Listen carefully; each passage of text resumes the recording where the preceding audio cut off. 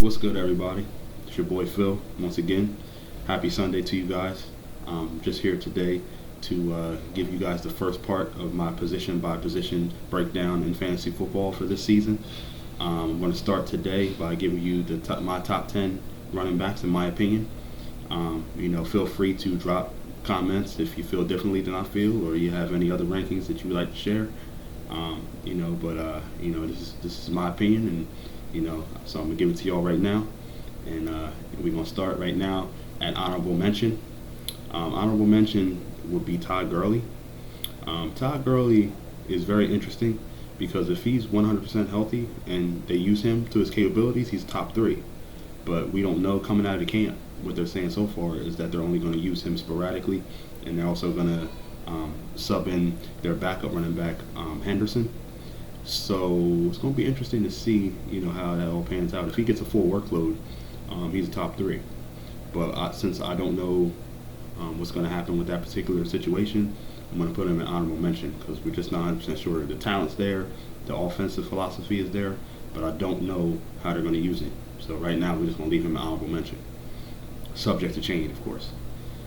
All right, let's get into this top 10. Number 10, we have David Johnson, Arizona Cardinals. He should get a pretty hefty workload.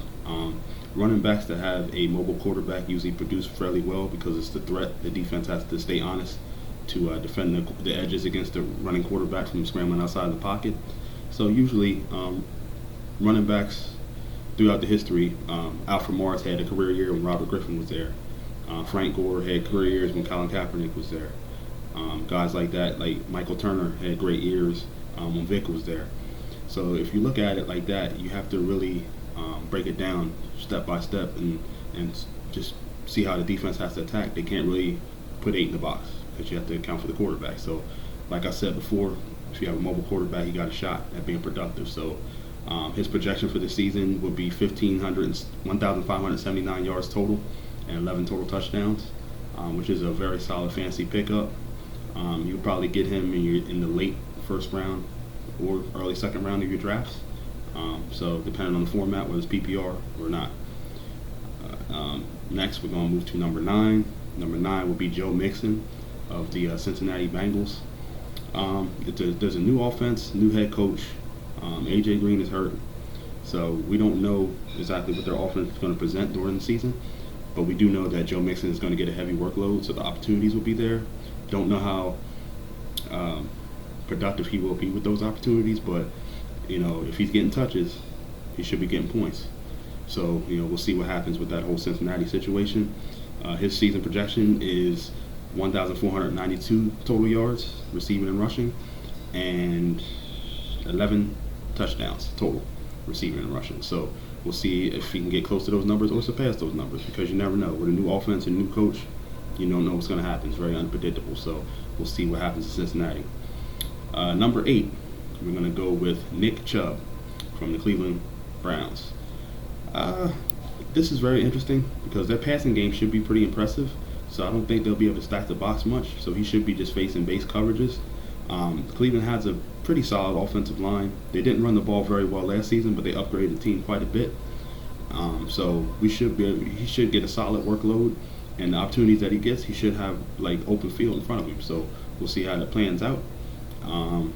He's another guy that you could probably get late first round, early second round. If you want to go receiver early, you can always come back on the back end and pick him up.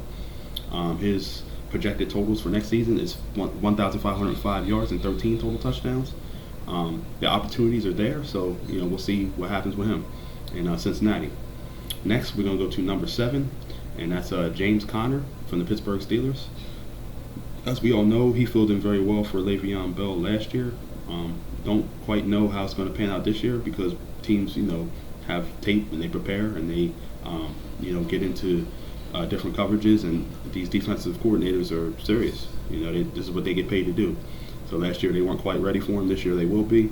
But in that offense, Ben Roethlisberger likes to spread the ball around. They spread it out with 3 and 4 receiver sets.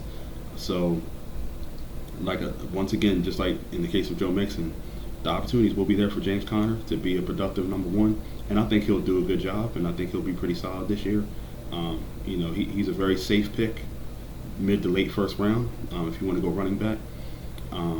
His total should be very good.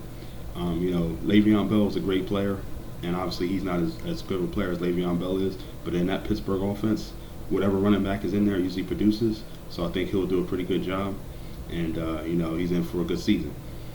His totals for next season are looking projected to be 1,669 total yards and 11 total touchdowns. So we'll see if he can come close or beat that. Next, at number 6, we have Le'Veon Bell. As you know, he plays for the New York Jets now.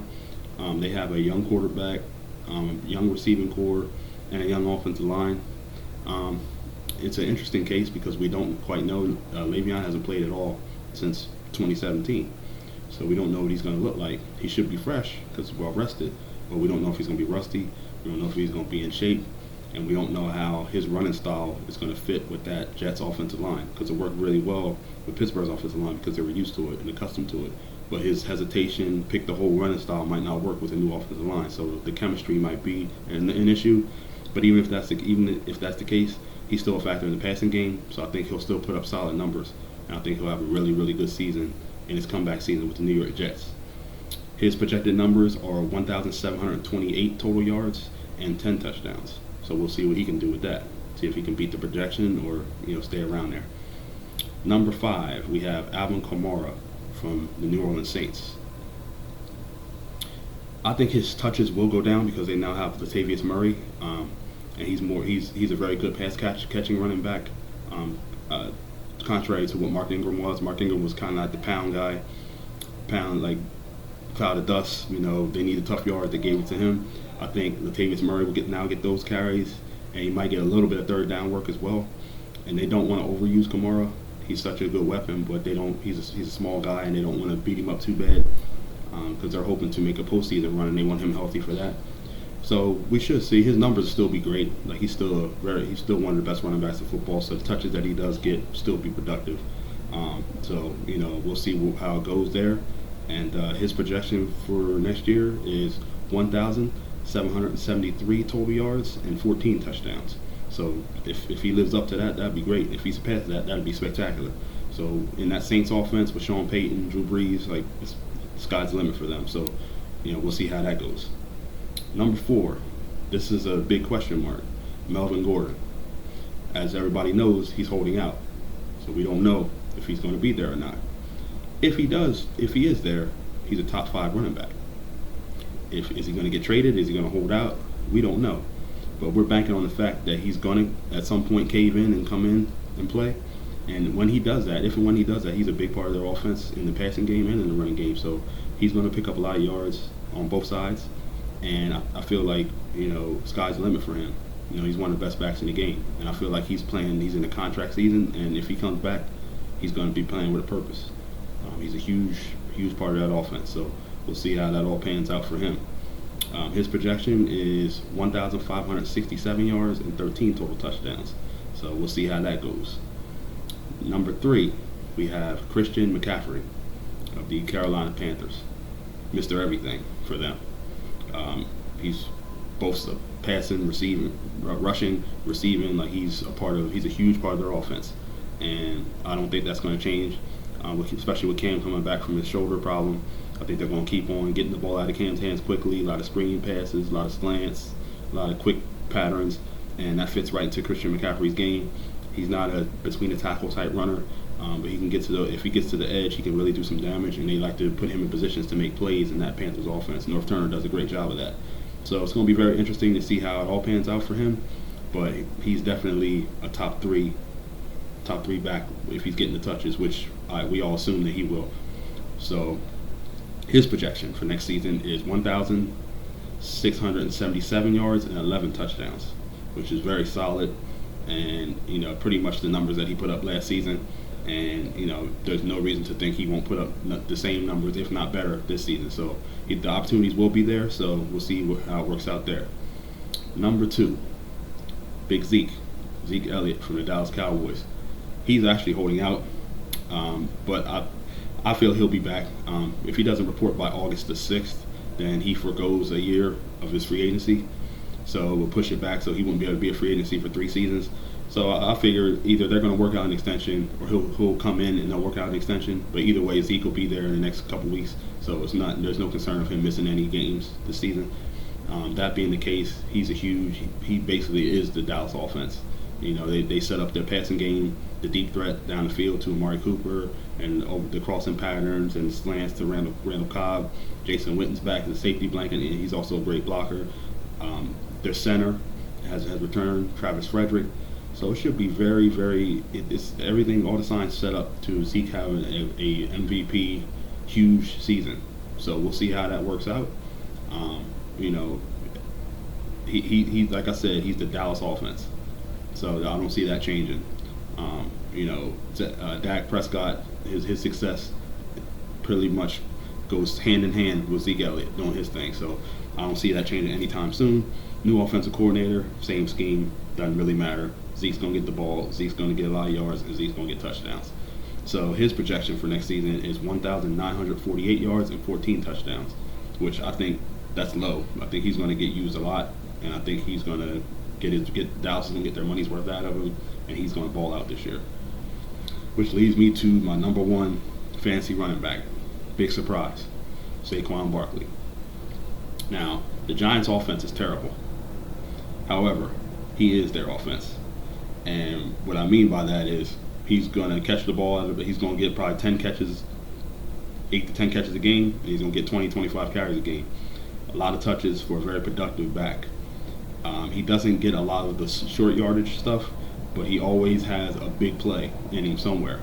So he could run the ball 10 times for 25 yards and then hit a 60-yard touchdown. So you're going to have peaks and valleys with him, but there's going to be so many opportunities for him to touch the ball that there's pretty much no chance of him not being a productive player and being an anchor and a fantasy league winner for you if he's drafted. If you're in the lucky position to be number one, because that's where he's going. He's going to go number one. Everybody, all the drafts and everything have him projected there, and rightfully so, because he is going to beat the Giants offense because they have nothing. They have average receivers. Eli Manning's over the hill. Daniel Jones is behind him, and a quarterback, an old quarterback or a young quarterback, best friend is a good running back, and he's a great running back.